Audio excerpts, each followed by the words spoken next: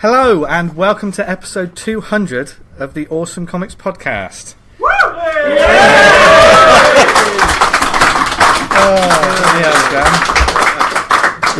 Yes, nice. We are the place where small press comics make one hell of a big noise, and we're not alone today.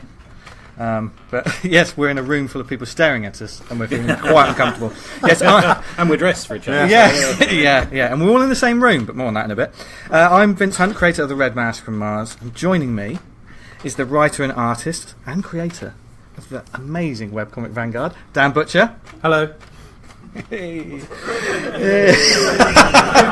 Give them what they want.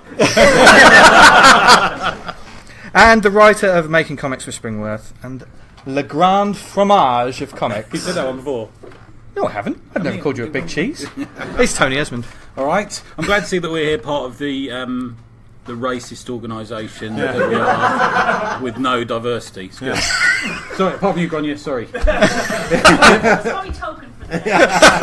someone say Farage drinks in here? Yeah, he does. Yeah, it's on the Wikipedia page. Yeah, that's why I chose it.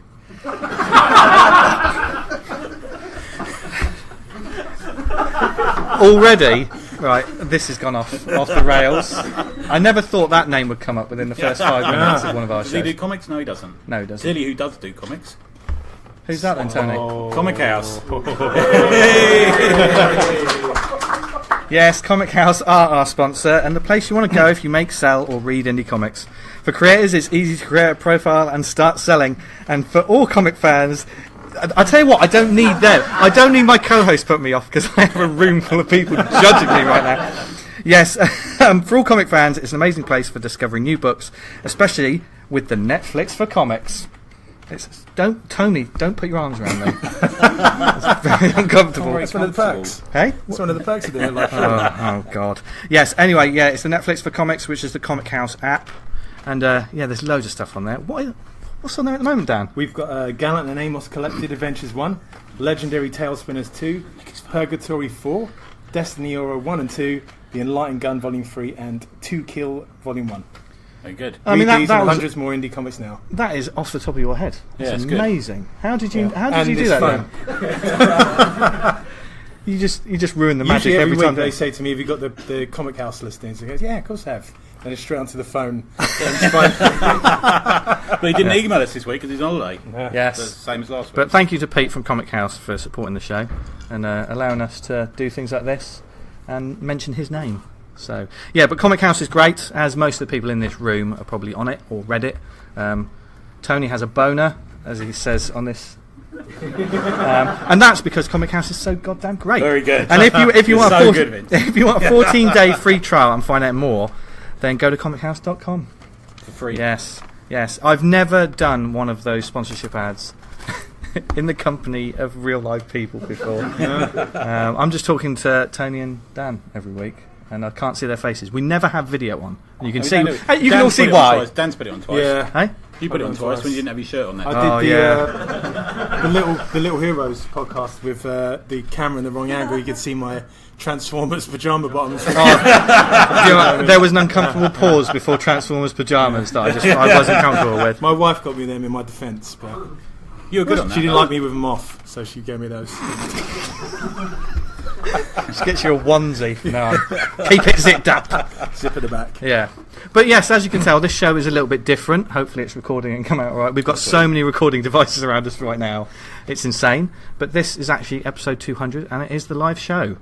And we are here in the Two Chairmen pub. Stop staring at... Are you just trying to look at my notes, Tony? Yeah. He hasn't told us the questions all week. He refuses to tell us the questions. Well, I thought this would be spontaneous. I didn't think... Okay, go on. Unbelievable. People have got to listen to this. Yeah. But thank you to... Yeah, they are. They will after this. Bloody hell. Yes, we decided to do something different this week and actually meet up face to face. What started as, let's just do a live show, meet up in a coffee shop or something, just record where we're all in the same place. And we're now like the deer in headlights, aren't we? Yeah. Dan's terrified. Yeah. Look on his face. It's like when I was getting married all over again. I'm alright, my wife doesn't listen to the podcast. Dunking her as much as I want. There's more sex involved in this. Yeah. I might actually send her the link for this show. Yeah, go for it. It might be the end of me on the podcast, but it's fine. No, I won't do that because everyone loves you, Dan, and people are finally seeing you for the first time. Yeah, where's Dan? I do appear at some cons. I'm not. Look, that wasn't. I wasn't accusing you of anything. I was just saying when we're at a convention and we have the awesome comics table, people always say, "Where's Dan?" Because they like you so much, Dan, don't you? I felt like there was pity involved in that. Yeah. Move on. Yeah. We make comics. Pity. We'll take pity. Yes. Exchange. This is going to be an unconventional show, this one. And don't be surprised, people, if I don't look you in the eye when I look. This is so weird for me. But we've got some talking points. We've had some brilliant listener questions. And I think to kick us off, we're not going to do like recommendations. This isn't going to work like a normal show. Clearly, because I just had a burger 5 minutes before recording, which I don't normally do. Although Tony Esmond will probably try to tell you otherwise. But yeah, so we're just going to have some talking points and see what it's like. And the first one, I think, is going to focus. Don't fucking stare at me like something's happening. Something is happening. And something has been happening for quite some time, Tony. Oh, okay. Now, this is on Never Iron Anything. You've chosen to go all guns blazing in May, haven't you? And do something a bit different. I blame him, actually, Gary there. So Gary and I had a conversation about doing a review a day. When was that? Edinburgh, Gaz? Yeah. And this is from Comics Anonymous? Yeah, Gary. A website you need to check out. Very important. Yeah. And we decided we'd challenge each other and do a review a day. It's not difficult, is it? It's not like we're running a marathon, is it, to be fair? But, and then after a conversation I had with... Where's Tom? Tom, over there. After a conversation I may or may not have had with Tom, there's two Toms next to each other. We had a conversation where we were sort of discussing how there wasn't enough critical analysis of comics, I think. So when you say critical, just sort of develop that, because we live in a day and age where everyone's a critic. I mean, certainly, anyone who's been in the cinema recently probably has a lot to say. What kind of softball reviews you're talking about? Everyone's brilliant in a review. Yeah. There was an article on that name site that shall not be named by someone who was satirically quite an interesting article that said that comics is the best it's ever been now. And, well, it's clearly not. It's clearly not the best it's ever been. There's some great stuff out there, but to be honest with you, there's some toot out there. And I think there's some people who are creating rubbish who are told they're brilliant and have decided that they're brilliant. And it's a sort of snowballing effect where if you want any of our comics, you can get them from us. It's a snowball effect where people get told they're brilliant, they think they're brilliant, and it gets worse and worse until big companies start believing that these people are brilliant as well.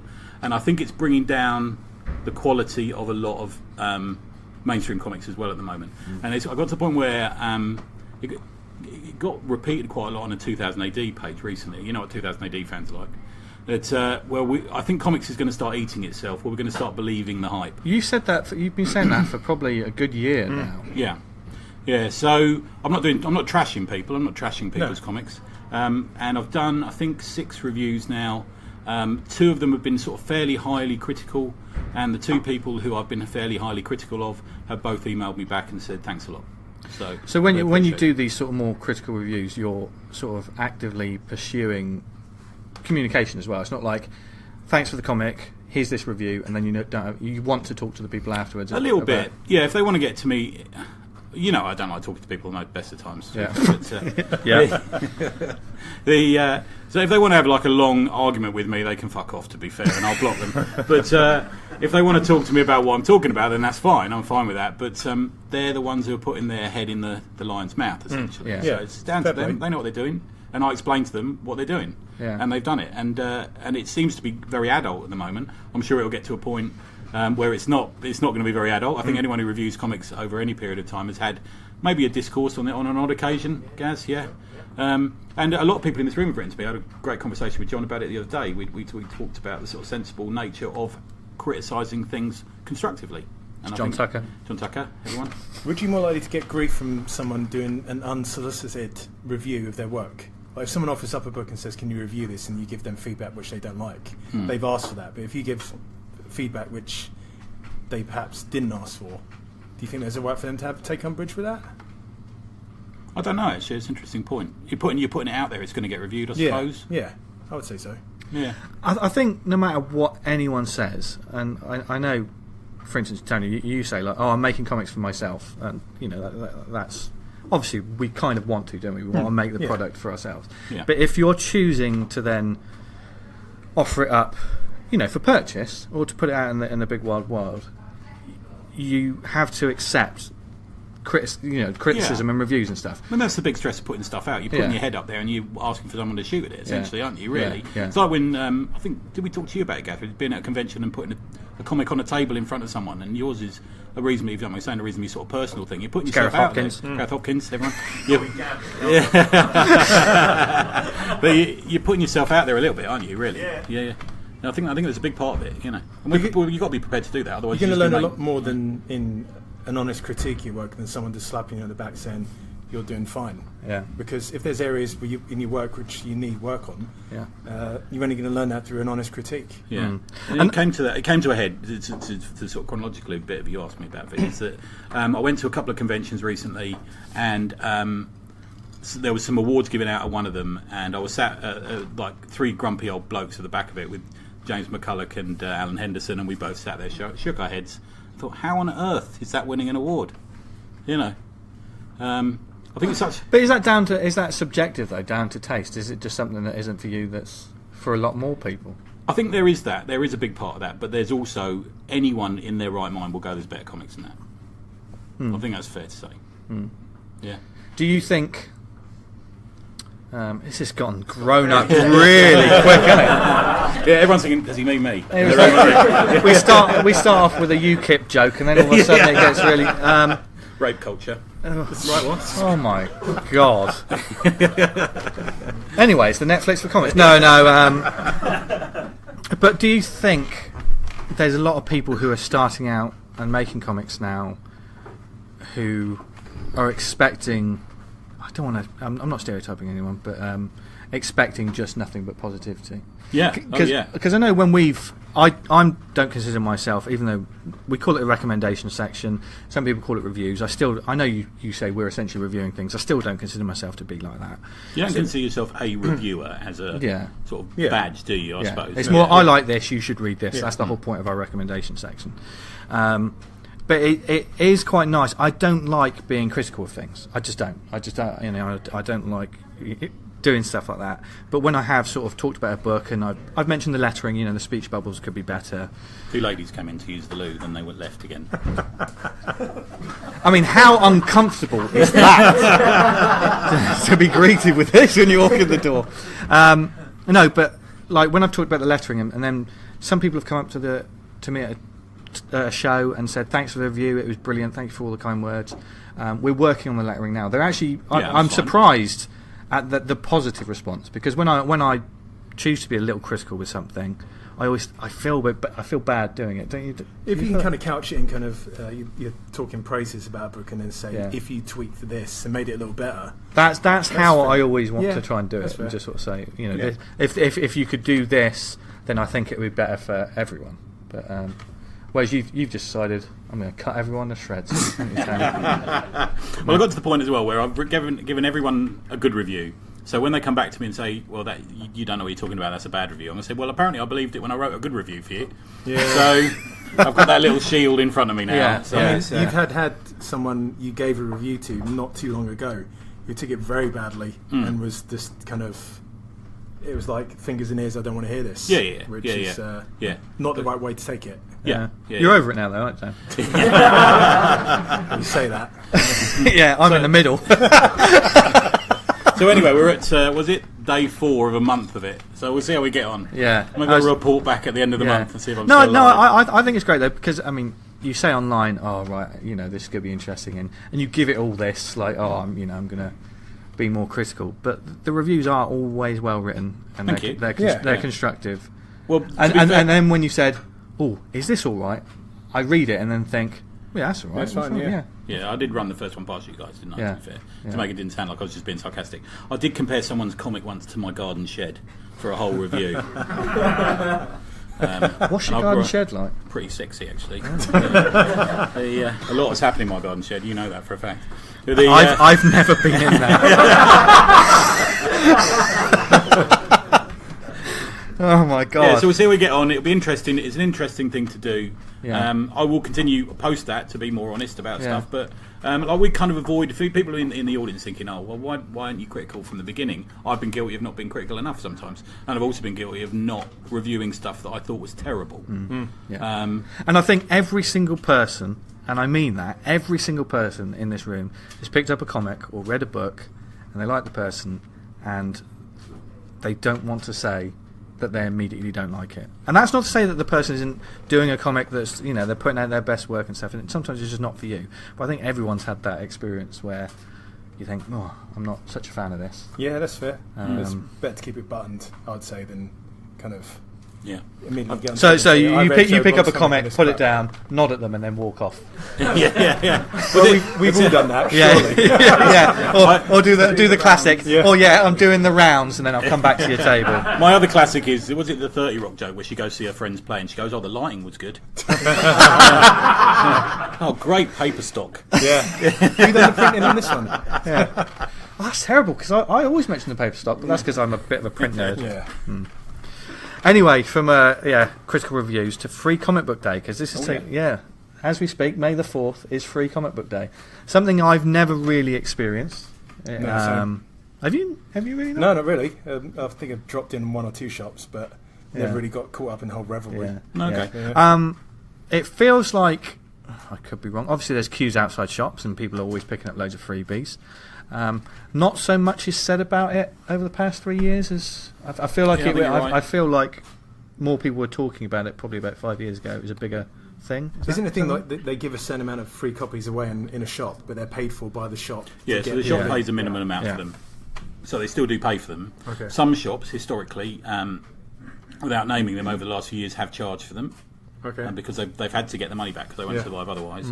But you do get a queue of people. You get a queue of people who will do all the shops in London and not buy anything. I was at. That boggles my mind. I know. Yeah. We always say buy something as well. Yeah. But there's a few people who went to Orbital earlier.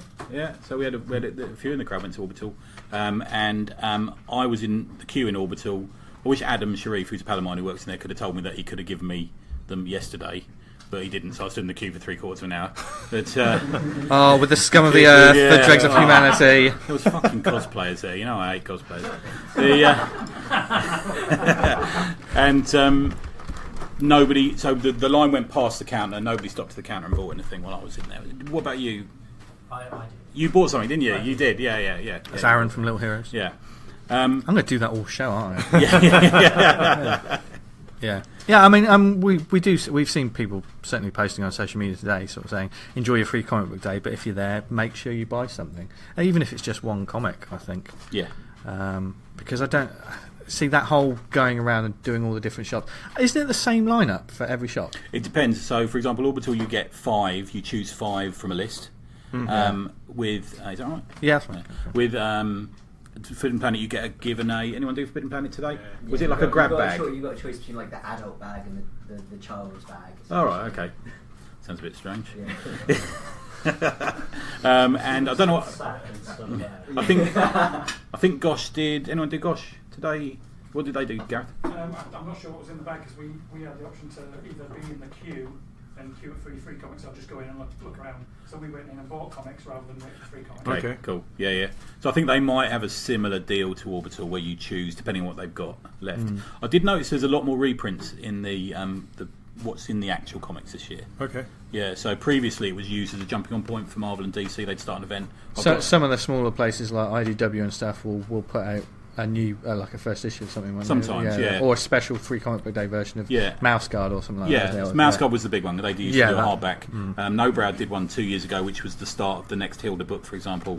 Marvel often start their events in the Free Comic Book Day, but more and more, I think like Drawn and Quarterly and all these sort of guys are doing reprints. Do you say they start an event with Free Comic Book Day? Yeah, sometimes. Right, okay. Yeah, it's quite common. Yeah. A lot of small press creators are kind of getting in on the Free Comic Book Day. Yeah. Has anyone else kind of put their comic up on Twitter or social media, giving it away for free? I mean, I've seen quite a number already. It's good to kind of tag on the back of it. Yeah, on the Facebook page, there's a few people in the room who've put their books up on the. What does Free Comic Book Day sort of really do for indie comics, do you think? In terms of like the mass consumer, you could say. don't know. We the idea is it gets nicer, we but- don't want to say it, but are we going to say for the mass consumer it doesn't really do anything? No, yeah. That's quite sad. We don't want to say it. No, I mean, you see families going in and, the kids picking them up occasionally. You see that quite a lot, but does that amount? It might amount. I mean, with stuff like Hilda and this little kids stuff, I'm more prone to think that's the better idea. Yeah. I think, do we really need an Avatar free comic book day? Crossed event. We don't really, do we? Do you know what I mean? I don't see one beaten to death with a horse cock on free comic book day. You know What a bunch of cosplayers that would be. Yeah, that's cosplayers I'd like. Yeah, well, you dressed as one today. Thank you. Well, I do webcomics, so that's every day's free comic book day. It's just so smooth. So smooth. Not sure if it's a good thing or a bad thing, but yeah. What do you mean? Well, the great thing with webcomics is kind of you can get them out to the masses relatively quickly. Yeah. And just slap it online and away you go. But there's so many webcomics out there that you're kind of competing against the entire world. Yeah, webcomics don't. I guess, like you say, webcomics are always free, so they there's no way they could take advantage of something like free comic book day. Well, I've been in a couple of groups where they put out like a collection. That's happened a few times. Hasn't it this year? Was it Collection of Heroes? Or was it Collective of Heroes? Yeah, we usually do it, but to be fair, it doesn't really affect readership at all. We can put together 5 or 10 pages, put it all together. For every creator does 5 or 10 pages. Put a PDF out into the wild, hoping that they'd come to the various sites, but it doesn't really translate. So we haven't really done it this year. Yeah, More's a pity. Mind you, you've got enough doing Vanguard anyway. But don't you think that's because the indie comic... I mean, we're shit at organising anything, to be fair. And on the bus on the way he here... says. Yeah, on the bus on the way here, I was thinking, we should have put issue 1 out as a free comic. And we never did we? Do you know what I mean? I need to talk to you off air about that. Okay, right, fine. Yeah. Issue 1 is free. The digital version of issue 1 is free. Is it? Yeah. Oh. Yeah. Okay.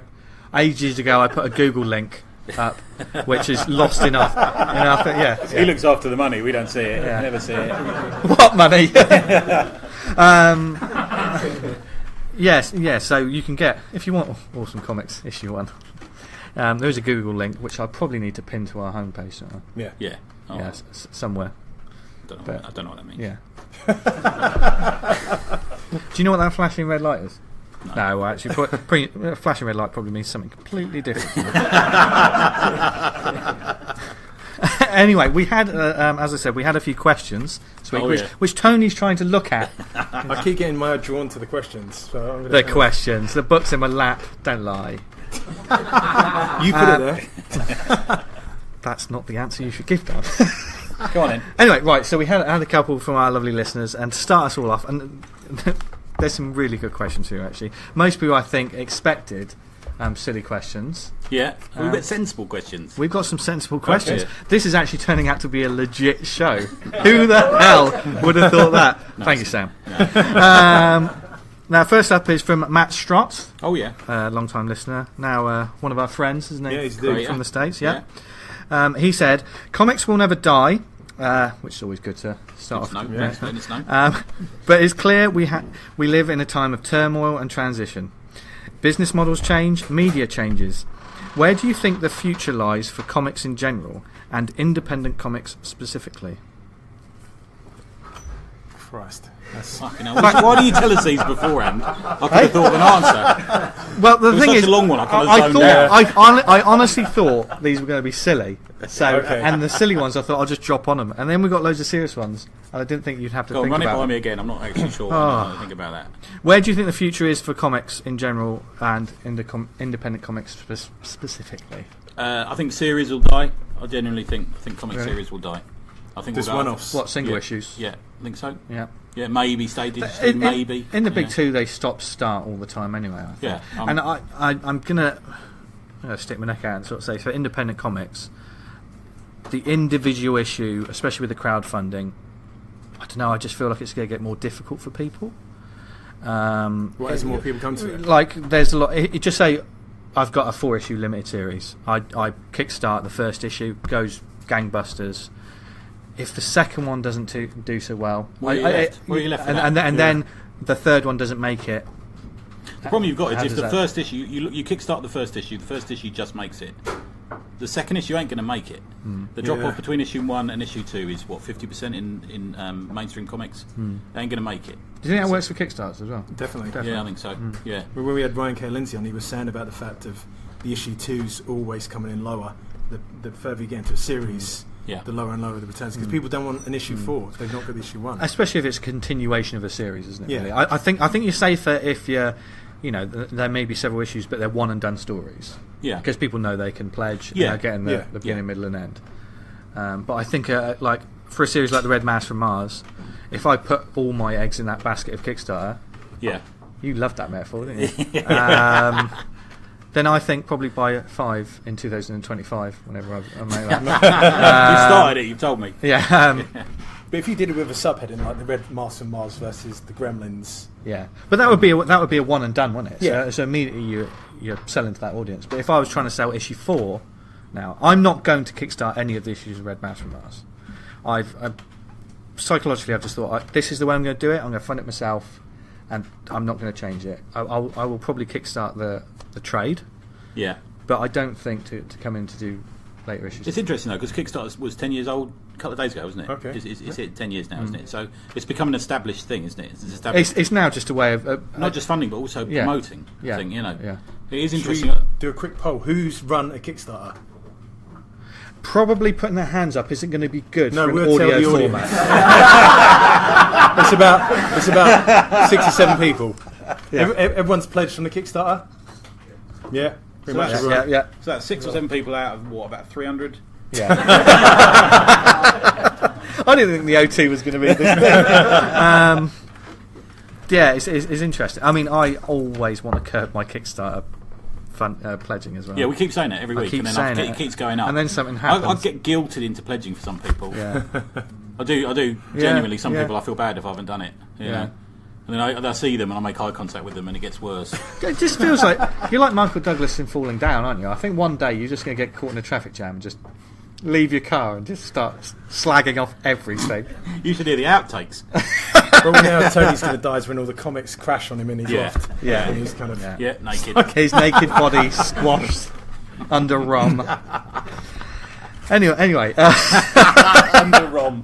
For anyone in the audience that doesn't know Rom, he's a robot in a comic. He's not someone I know. That was Rom, not Ron. Ron lives next door. Pops in. Yeah, I do call him Space Knight. Right, so next we've got a couple from Philip McFarlane. Hey. Here's a quick one. He's there. Hey! Well, I've got all your questions here. What makes Alien comics work better than Predator comics? I'm looking at Dan, but I think he's absolutely right. I prefer Predator as a franchise. It's my favourite monster of all time. But comic-wise, Alien comics are usually better. It's a difficult one. The Predator one is kind of like it's got one story. There's a predator hunting someone, whereas the Aliens, you can there's a bit more play, I would say, with it. You can have different colonies. Yeah, you can do as long as you don't have it present day. I cannot stand Alien stories that are set now. We've got 2 great Alien films, 1 and 2. Look, but Alien 3. Really good recent one? Alien 3 is really good. It's Jason. What's that really good recent one that you like? Oh God! No! Don't get me started on Covenants and. Thanks for bringing the mood down. Sorry.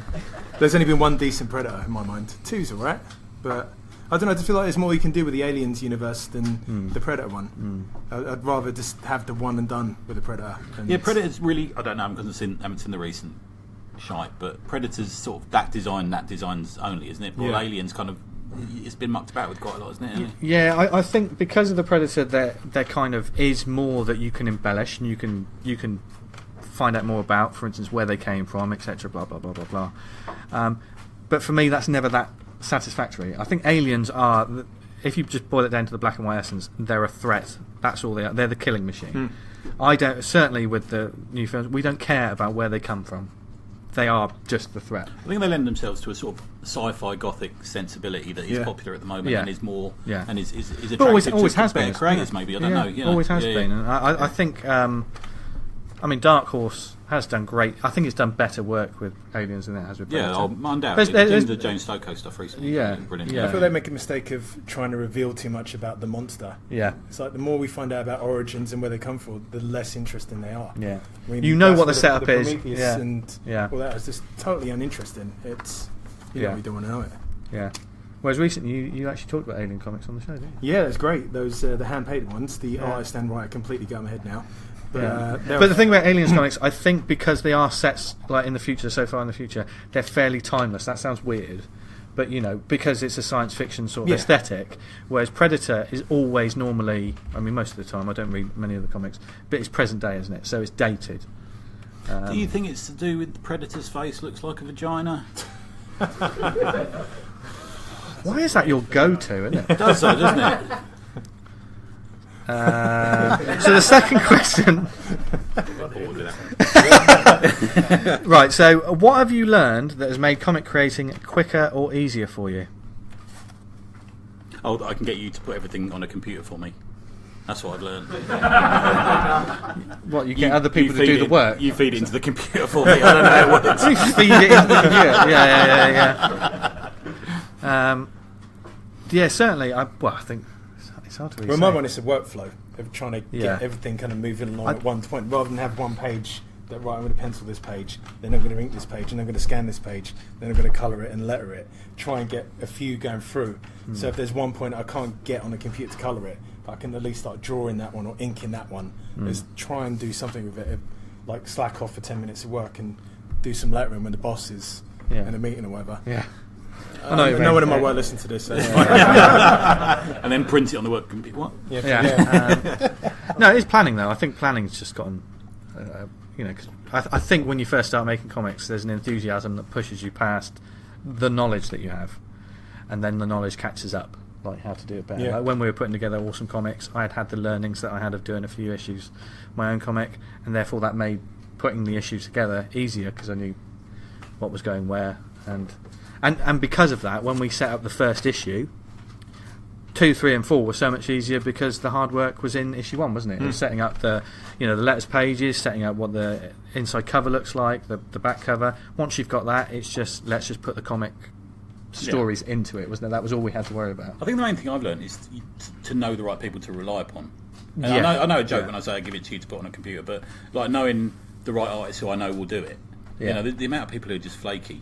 And you kind of get to know that, don't you? You know the little excuses they give, and finding the right people on the project I'm currently on was great because everyone came through straight away for me. So. Yeah, I think it's interesting for you because like now, like me and Dan are seeing more input in terms of we've seen the journalistic stuff, but in terms of comic input over the past couple of years, you've done more. It has upped. Yeah, it was in the early 2000s. I did a lot, and then I sort of slacked off a bit of it, mostly because the bloke who used to slide it into the computer for me.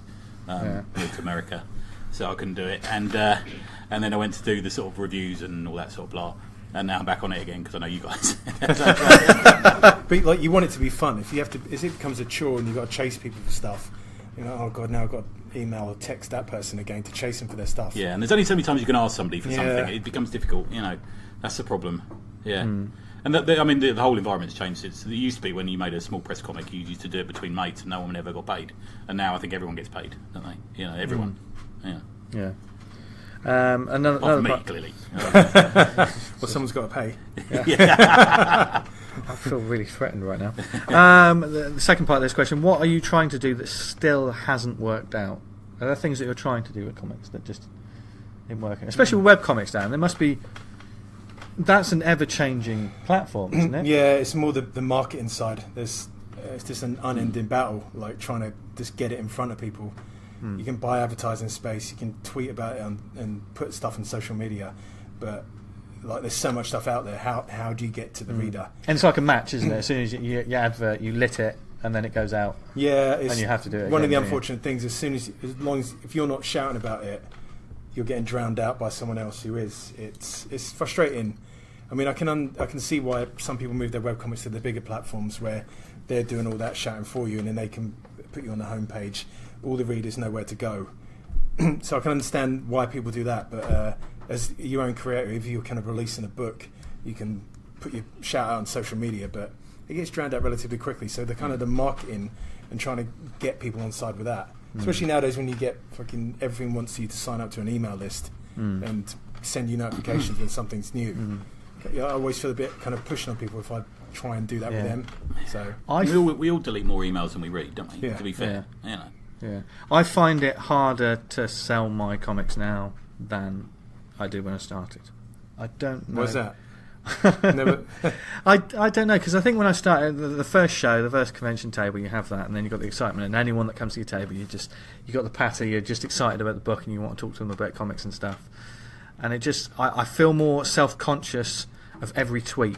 I mean, certainly, you know, if I was to ever do a Kickstarter, it would probably fail because I wouldn't want to post about the bloody campaign all the time. Some people are just absolutely shameless. Oh my god! It's just, I saw a tweet from someone, not naming her, but it was like something about a free comic book day in a library for kids, and someone had retweeted it with the comment, "Oh, that's a really good idea. I do a lot for kids in my comic," and then they mentioned their comic, and I'm like, Jesus Christ! I don't know who that is. Yeah, I don't know why. I've certainly it picked up in the last couple of shows, but there was a real lull at like my convention table. I found it really hard to sell to the people. And the benefit is we rarely do it ourselves on our own now, do we? Yeah. We're always with each other. But you've got one. You're doing Lawless and the Comics on your own, aren't you? Yeah. But because of the nature of that convention, I think I'm going to be better there because I will know no one. Well, I'll know a few people, and this is something that probably not enough people talk about. The more you know, the more people you know, which is fantastic. When we've got a room full of people here because of this. That's also more people who are going to talk to you at a convention, and you want to spend time with these people. But that time, I've had this before, and it's not with anyone in this room. I just want to say that now. But I've been talking to someone I know, and I see someone, a complete stranger, come to the table, look at the stuff, and then walk away. Just before I can get away from the conversation. Yeah, but you're a nightmare for that, because when I'm with you, you will talk to someone for an hour and a half because you're too. That happened once, and I couldn't get out of it. And I'll just walk off. I know. What? Instead of helping me? Yeah. Is that what you're saying? These people are so boring sometimes. Was that at Bristol? It was one at Bristol. No, it was at Bath. Bath. Yeah, John Tucker says because he watched it happen. We were watching. We were taking pictures of him. Yeah. Good day though. Yeah. Next one's in June, everyone. Yeah. Okay, here's a little bit of a recommendation one, actually. Phil's thinking about getting goat herded from Avery Hill. What are some other mind-melting or other-world one-of-a-kind stuff? Anything by Avery Hill, really, to be fair, at the moment. They're doing some great stuff. The Spectator from No Brow by Victor Hussnow. Anything by Victor Hussnow. Amazing stuff. Away by John Lake and Grant Richards. That's good. Yeah, it's got a tricky element to it, isn't it? Yeah. There's lots of. Well, the thing is, I'm not such a reader of like the trippy comics. I think I'm slowly getting to grips with them. If you genuinely want to read something that's out there and is created by people on a lot of LSD, then read Awesome Comics issue 1. Read Killraven from the 70s. Read Don McGregor's Killraven. It's amazing. Yeah. You'll just recommend that to anyone, though. I will.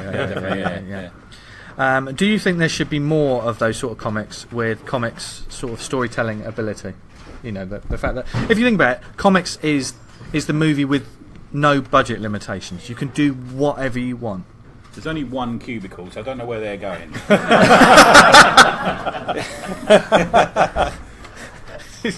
You can't give a shout out every time someone has a toilet break.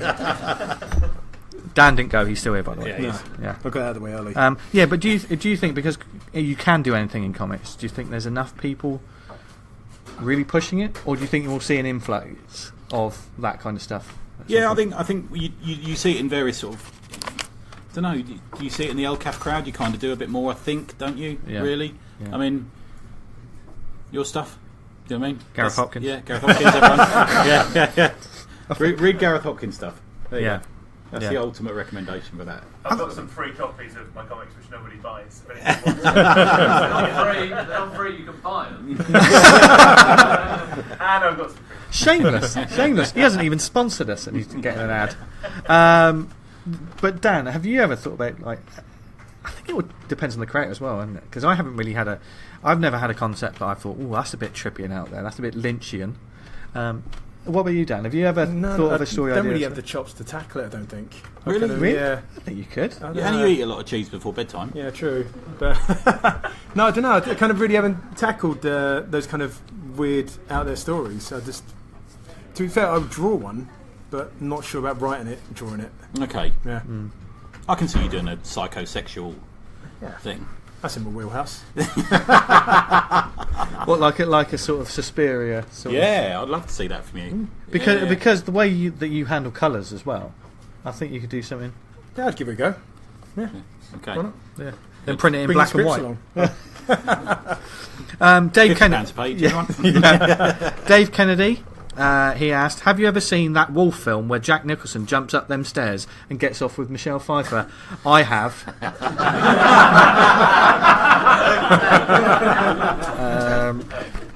Have you seen it? I have. We've all seen it, haven't we? Yeah, it's in the bank, don't worry. Yeah. Right, we've got a couple of questions from Sam Webster. He's gone for a wee. Yeah. He can listen back. Yeah, yeah. And he'll be really pleased that you called that out. Now he says, do you think the rise of digital, limited phone storage space, and subscription-based apps like Comic House and Marvel Unlimited and Shonen Jump are making comics more disposable again?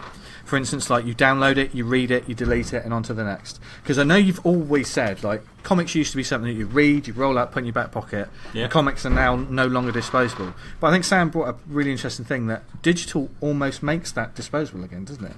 It's in a different format, because I know I download comics from Comixology, read them, and then delete them from the Kindle or whatever. I've still got so they're them. in the cloud somewhere, Yeah, aren't they? yeah. But then again, I always think, what if Comixology goes bust? Yeah, no, you lost them all. Yeah, I've lost all those comics. I worry about that, you know, because I'm used to, like you say, having a paper copy. Yeah. I think it does. I think They're it owned by does- Amazon now, though, aren't they? Yeah, but then think. But we've mentioned this before. Maybe in the next couple of generations, they might go purely digital.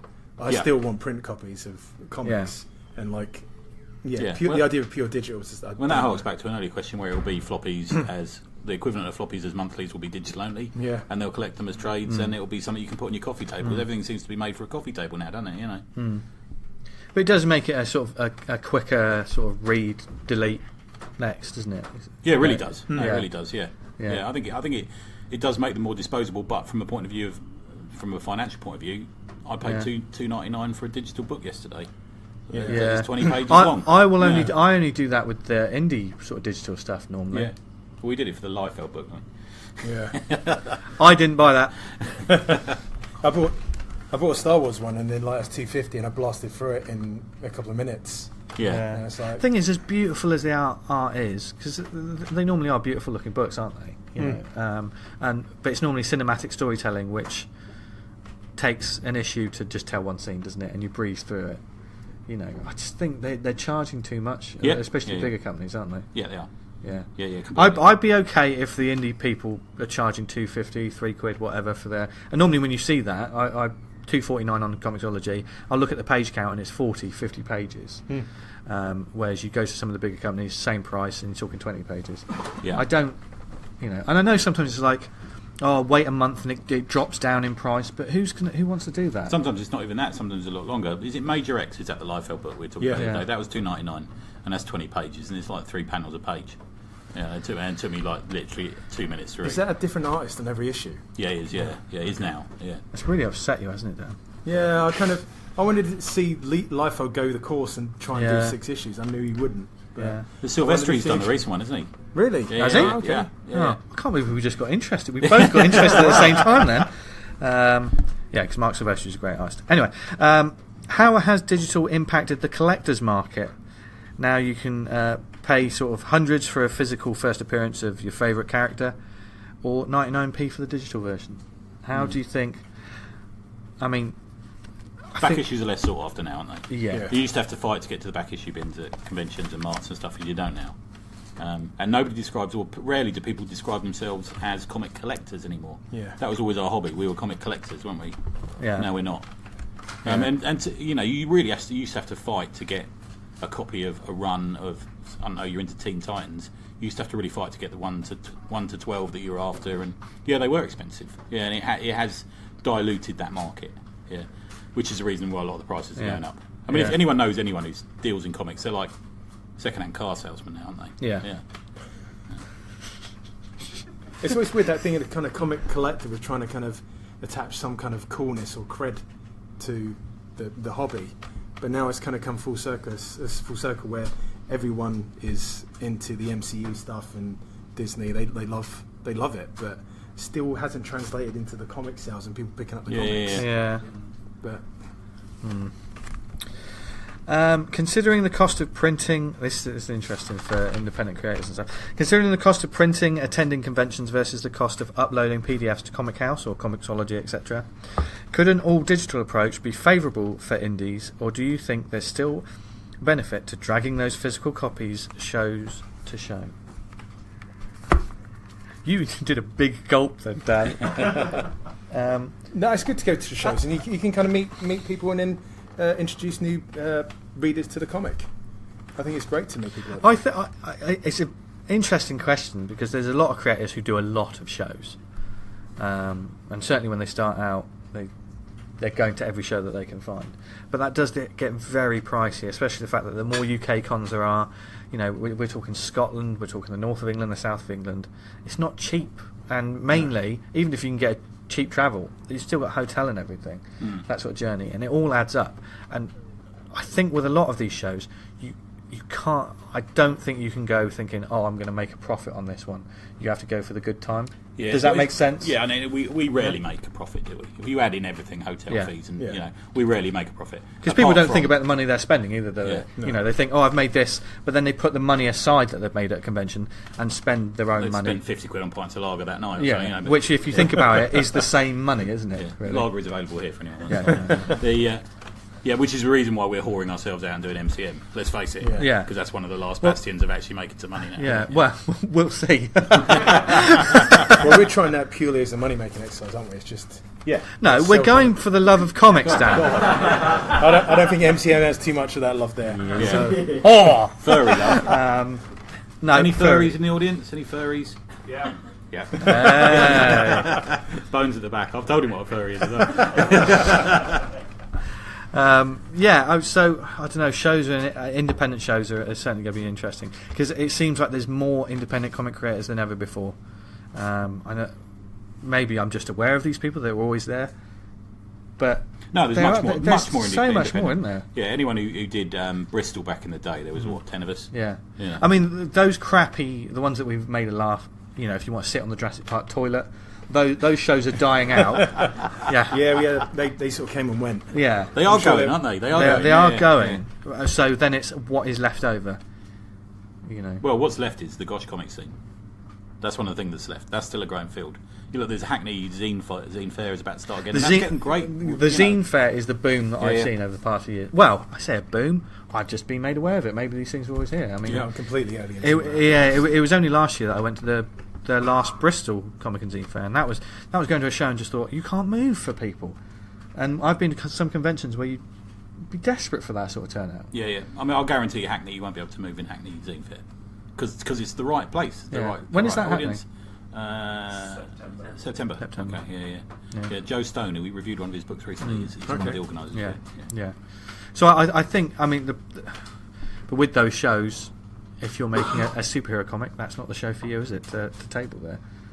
Probably not. Probably it's some not. Super ironic superhero comic. I would suggest probably not. A lot of it's like slice of life stuff. And, a lot of prints. A lot of. But also, that's the sort of stuff you don't see so much at an MCM. Is that right to say? I don't know. You don't see. Or are you seeing more? Style, are you seeing more of the slice of life, Avery Hill, No Brow sort of books in those bigger shows now? Not so much. I know for a fact. I don't think Avery Hill will ever do it again. But it's not the audience. Would you say it's just not the audience? No Brow doing an MCM this year, that'll be an interesting experiment for us. But it's more off the back of the fact that Hilda is a popular cartoon, and that's the sensible way for us to go. But I don't suspect we'll be selling a lot of our sort of slightly more obscure stuff there. Yeah. Hilda, a show that I blew Dan's mind with a bit of knowledge. That fact. Yeah. Go on. Anyone watches Game of Thrones here? Leanna Mormont, the little girl, is the voice of Hilda in the Netflix show. That was just minds being blown everywhere. Yeah. Anyway, last one before the Malibu pop quiz. Oh, Christ. I went over it Malibu twice in Barbie. pen, so it's obviously serious. Kenny McLellan, Reality Break Comics. When putting on your trousers, what leg do you put on first? You look like a jumper, Tony. I bet you just go I'm for like it. a fireman in the morning. I have it all ready. Both legs in, up, out. Just in Like a case. fireman? Yeah, they do that, don't they? If they've got to run off and leg it off to Yeah, a fire. yeah. You know when you're around that woman's house and her husband comes in? You know when that happens? Don't laugh, Dan. It's your house.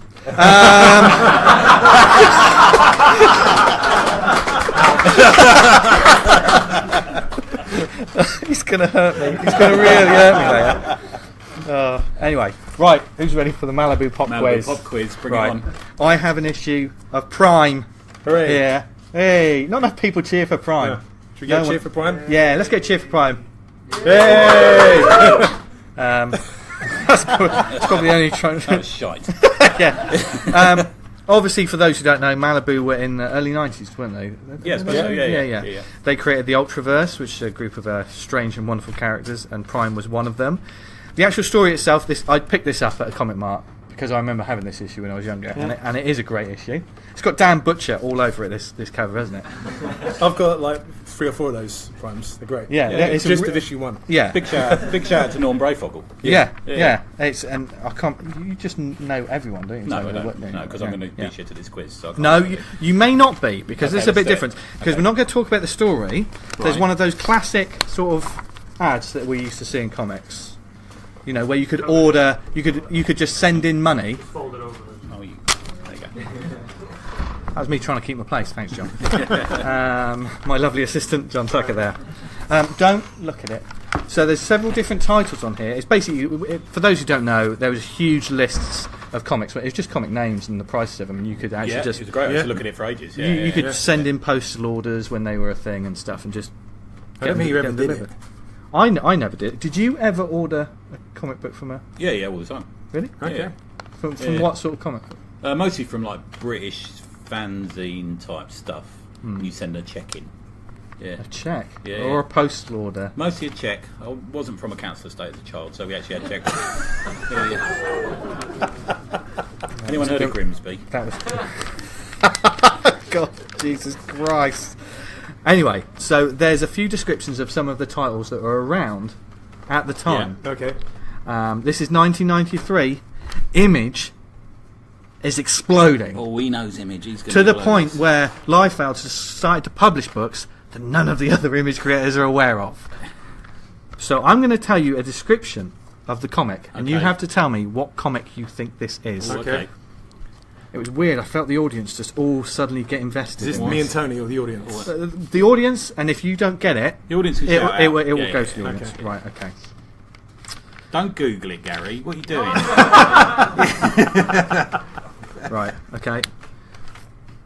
Mike Grell joins the Image universe. Shaman's Tears. One- It's Shameless Tears. It's- Jesus. Okay, right, that's one to Tony. I really think you need to get out more. I hope to sleep with a lady one day. That's not why we did this show today, Tony. Right, okay. Introducing an unstoppable team of agents hired to bring down the Image heroes. Wait for it, there's more. Featuring a blood embossed cover. Strike. Yeah, it's Bloodstrike. Didn't let me finish on the really exciting bit when it said, "This will be hot." Cover. There's going to be a couple of them, but yeah.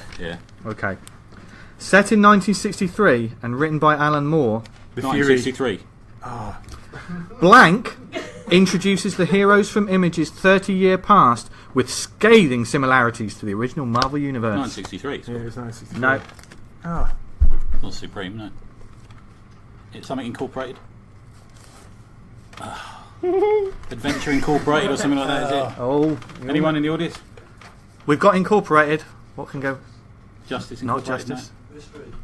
Mystery It's Incorporated. foul. Okay. Penciled and plotted by Jack King Kirby, Destroyed Duck. with inks by Liefeld, Lee, McFarlane, Larson, and Captain Williams. Victory. I can't miss, especially bagged with one of 5 different trading cards. Secret City. Nope. What's the one about? You can have a go, Dan. I'm completely lost on that one. No. Oh, I know this one. It's the Secret City universe. It's. I got the hard bucket. This a couple of days. Go on, tell me. Come on. Does anyone else know? Phantom Force. Oh, okay. I didn't know that one. Okay. Ah, right, okay. 2 more. Otherwise, we'll be all fucking day. Created, written, and illustrated by Keith Giffen. The mouse. Trencher. It is indeed Trencher. Bloody hell, Tony. By popular demand, Blank returns. But is he the same? Shadowhawk. No. Similar to Blank number 75, each of these issues is polybagged. Hot! Spawn. No. God. He hadn't reached issue 75 by 93. I know that's true. I will give you a clue. You probably won't get it because it's a DC hero. Oh. Is it Superman? It is indeed Superman. I think we can all agree that Tony Esmond has a problem. I'm never going to win going up against Tony. Yeah, I know. I should have realised. Anyway, do we have any shout-outs this week? No, I didn't think we were doing shout-outs. I didn't write them down. You look so sad then. yeah. Buy a raffle ticket. Shout out to the Don Sheaf over there who's organised the Richard raffle. Sheaf. Cheers, Thank you, Richard. Yes, we're going to be doing a charity raffle after the show. Yeah. Aren't we? Yeah. Should be If you bought a interesting. ticket, you're probably going to win. I bought loads. I can't wait. Yeah. So, and shout out to the 2 Chairmen pub for having us. Yeah, it's very today. funny. It's Yeah. a good little venue. Yeah, nice little just venue. right. Yeah. And it's going okay so far. Yeah. So we may come back one day. It's not going to go well. Is it? It's going to go badly. Is it going to go really bad then? Oh God. And yeah, so thank you to everyone that supported the raffle, and also to everyone in the room here today. There's probably 75% more people than I thought was going to turn up today. So thank you for coming to join what was a silly little idea that turned thanks. into Yeah, cheers. Yeah, it's been good. yeah. So the past 200 weeks has been an adventure. I've got a drinking problem now. No. It's been really good, and I did a bit of a post on the Autumn Pod social media recently, which was a little bit What, the one today or emotional. Yesterday. Yeah. I haven't got it. Just look, you know who you are, and we love you, and thank you for joining us for all this time. We don't have any recommendations this week, so is there anything else? I tell you what. Do the audience want to ask us a question? I've got loads more raffle tickets to sort out. You've got to keep going. Right, okay. Vamp. Dan, you Yes. right? You right? Yeah, fine. So let's You're talk right. about MCM then. So you guys, when's MCM? 22nd? Anyone It's else? 24th, 25th, and 26th. Yeah. So the situation is, you two are doing MCM in Comic Village Why is that a situation? because they're full of freaks, Yeah. and I won't be there. We'll be there. Yeah, but where are you going to be, Tony? And I'm on the main floor with no brow, so that's the plan. Just losing your mind. Oh God! One of the members of the staff at No Brow rang me and said, "Oh, I'm going to come and give you a hand," and I said, "Why?" You can be manning the table on your own. No, it's 3 of us now, so it's not too bad. Yeah, and you're helping. Pointing at my son in the audience. And he's shaking his head. Yeah. No, MCM's definitely going to be an interesting one. Yeah, I I'm can't going to wait try for and it. do drawing on the day, Yeah. which I haven't done in a few years. It's, Did someone just laugh? Are you doing sketching on the day? Me? Yeah. I'm not. Have you, But I'm available for commissions if anyone wants commissions. I can't. No! Don't bring it down. I Be can't. happy. I can't talk and draw at the same time. I can't Yeah, multitask. And you fucking talk a lot. No, only because you have to, because I walk off. That's true. Yeah. But no, it should be a good day. We're looking forward to it. Let us know if you're going to be there, because there's going to be times where I'm going to want to get away from Dan for a little yeah, bit. fair enough. Oh, I love Dan so much. So hands up, who's Not doing you, it? Tony. Anyone doing MCM coming up Yeah, a couple. Oh, there's only a couple. Yeah. Oh, that's, yeah. Who's going to MCM? Even less. I'm bringing goodie bags to keep everyone else happy. I think the story is that the people who about to happen is the people who run London Super Comic Con are taking over running Comic Village. Is that right? Yeah.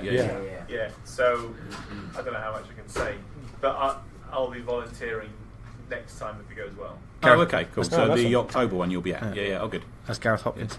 There's an MCM change Sorry, now. I'll start saying Gareth Hopkins. It's like University Challenge. Hopkins. I think MCM's changed now. They curate who's going in the Comic Village. It used to be a kind of first come, first served kind of deal. Yeah, I know, because we both had a rant about how we didn't get a table. I say a rant. It was less a rant, more of a sulk. Yeah. Where we didn't get a table. And then we got offered a table. And I then did we had that video saying MCM literally slapped me in the face, and then 3 days later they gave us... Maybe they watched it. Are you going to do more funny videos, Dan? Yeah. I love your videos Yeah. so much. I'll try and do some more. It's kind of getting that... Yeah. Can't think of something funny. Yeah. But How was the Captain Marvel movie you watched the other night? no, Oh, yeah. that's a private WhatsApp conversation that we can't actually talk What is about. porn parody? Is that illegal? As long as you don't pirate it. Okay. It's a grey area. It's a grey area. Oh dear. So yes, thank you very much to everyone who came along. This is going to be a shorter show. Like I say, we're not going to have any recommendations. Dan thought we did. He wanted to talk about I did one. have a And I think we should still talk about it because you didn't, because it's a mainstream book rather than an indie book. And you wanted to. Why did you wanted to talk about something because it kicked off, didn't it, on social media? I've lost Comixology now. There is. I saw everyone talking about this on Twitter. I completely missed this, so I'm going to have to hold this phone up. It's called Vader Dark Visions issue 3. Did anyone pick this up and read it? I'll walk around and show you around with the cover separately. But see that. essentially it's told from the point of the view of the nurse, an Imperial nurse. And she's got a fixation on Darth Vader and keeps on imagining herself having these kind of romantic rendezvous with him. And you get these great big one-panel pages where it's kind of painted like a classic kind of old-school painting of her sort of being swept away by Darth Vader. And like Dexter, she keeps this wooden box of all little mementos. So when he's injured and he's got a bit of glass, she takes it, puts it in a little box. And her doctor catches her and said, "Look, don't be fucking around with Vader. He's like a bit of a nasty bastard." She does. I tell you what, the script works not fantastic. Like that, yeah. So she's kind of very unhinged and decides to go and that kind of chamber he sleeps in, and she kind of sneaks there, and it kind of goes up, and Vader's sitting there. She's kind of taken aback initially by the way he looks, and then she professes her love to him, and then she kind of has the expression on her face, and the next page is him just like with a lightsaber straight through her chest. And he just walks off and he's like, "Clean that garbage up." And Twitter did not like that.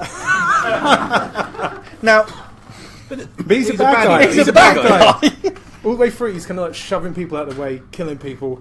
Is it Revenge of the Sith? He killed children. Yeah. I mean, that's. Kind of Darth Vader is like the epitome of the black and white, good versus evil. He's the bad guy. I know they muddied it by making him someone's father, but in the first Star Wars, he's just a he's a bad guy. Yeah, he's a bad guy. So essentially, he did a bad guy thing, and what did people have a problem with? It was about the garbage quote of like, "Got to take her away," but that's what they call them, garbage shoots in Star Wars, and I don't know. He's a bad guy. You got to make him bad. I didn't have a problem with it. I thought it was great. Is it like when I suppose where like women in America send like serial killers and people on death row letters? And Yeah, a bit like that. Yeah. Kind of like a Star Wars version of that. Is it Essentially Charles that. Bronson in prison in England keeps getting married, doesn't he? He keeps Yeah. It's weird, isn't it? I think it's an interesting idea to do that with a Darth Vader sort of It's story. kind of just a one and done story in the comics. Great, yeah. Good stuff. But was that really a major thing on Twitter? Well, as major as it gets on Twitter, it's a bit of a storm in a teacup. Well, you say as major as it gets, but Twitter could be quite a... Yeah, I've kind of drawn back every on the past couple of weeks because I was just kind of doing my head in. But obviously, I stuck my head above the parapet to see that. And we are going to do our Twitter links at the end of the show, so you need to kind of So be on harass that. me on that. But let us know what you thought about that issue or anything that we've talked about today. I think it's fairly sensible and it went all right. Yeah. I think it went all right. Why are we so surprised? I don't know. You look like you've just woken up, Tony. Yes. At least you've got trousers on now. Yeah. But if you want us to get in touch with us about this show, whether we will ever do this again, which we may do. I think it's gone quite well. We've done a couple of panels. Nice getting everyone in it. Yeah. Yeah. Yeah, it's Good been to see alright, you, isn't it? yeah. Well, we talking about panels. We've done a couple of comment panels where we. Oh yeah, so I guess they were training for this, Yeah. weren't they? We can call them that. Yeah. It was yeah. only about 5 people. last 5 people was good. Yeah, I tell you what, this is the most we've ever had sit Most down I've to ever- listen to us. It's the most I've seen on a panel since 1983. You're quite good on panels, Tony, as a moderator. Yeah. Yeah. No, don't say that because a lot of people get That used time to I was moderate. off my face and you just laughed at me. When was You that? did really well at Pat Mills. Oh, that was great. fun. That was Yeah, fun. that was good. But that's Yeah. where I pointed to Vince and told everyone he was a furry. And that was good. Yeah.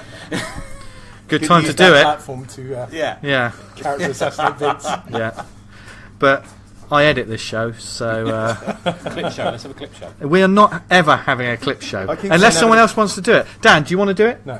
No, I don't There you go. want to. He always Right, threatens okay. you with that, doesn't he? Yeah. Do the clip show. It's Yeah, like bullying. because it's just full of hot air. Everyone sees it now. Everyone can see how I get bullied. I keep on saying the sound effects, get them on board. The clip show. I want the knock on the door. We want oh, look who's at the door. Look who's coming in. We want that one. There's somebody at the door. There's somebody at. No, I'm We've not got doing the it. forthcoming musical episode that we're going to do as well. No,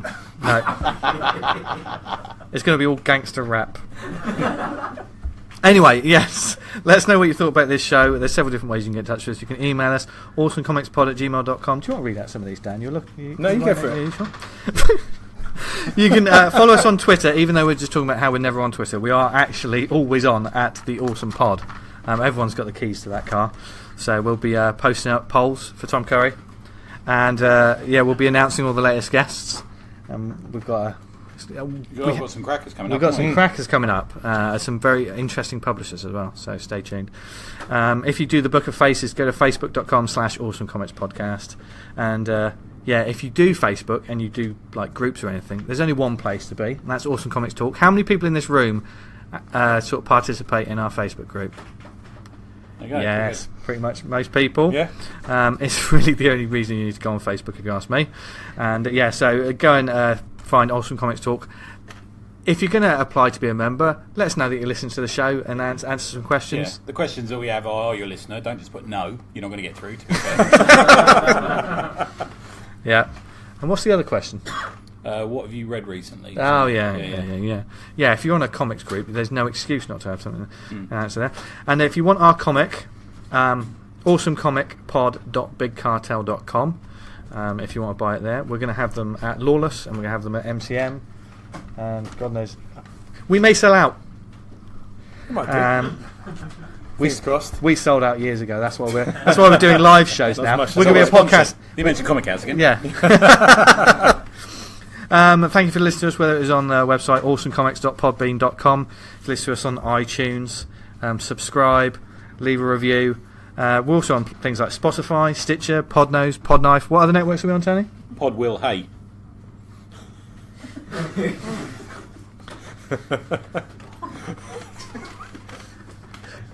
I'm just going to let him sit in that for this.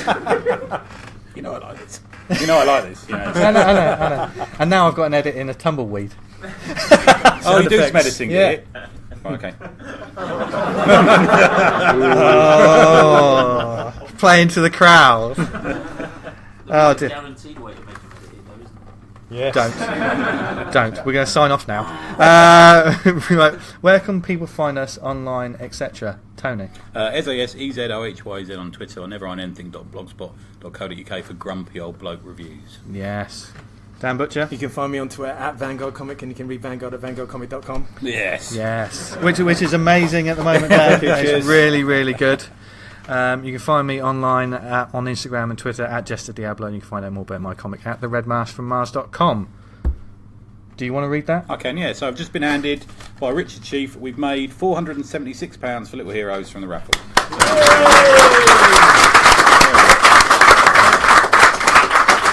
Yes, that's awesome news. Thank you very to good. everyone Thanks, that's everyone. bought tickets. I can't wait to see if I win something. I never win anything. Apart from your friendship. Yes. Yeah. And his missus. So,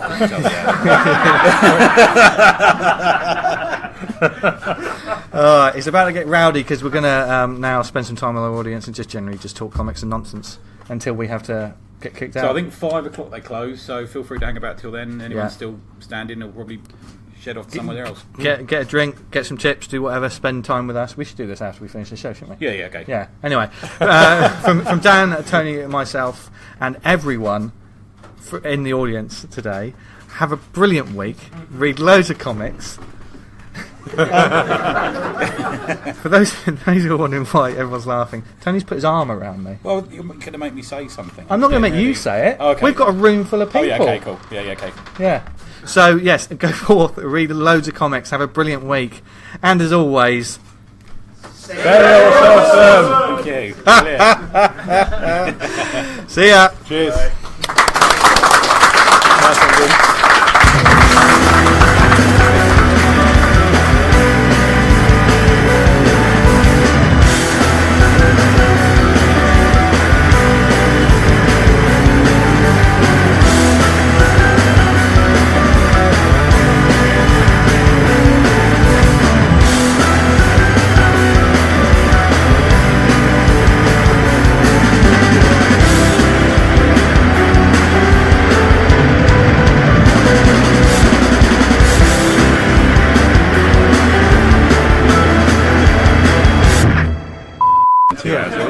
No, a bit just over an hour. Yeah. You're too close to you, I can see your lips. It's too sexy. You can see my lips. Whatever you do, don't do the whole show with your arm around my... Why? No, because that is so uncomfortable. It's comfortable for me. For God's sake, put some trousers on. I've got some deodorant for later.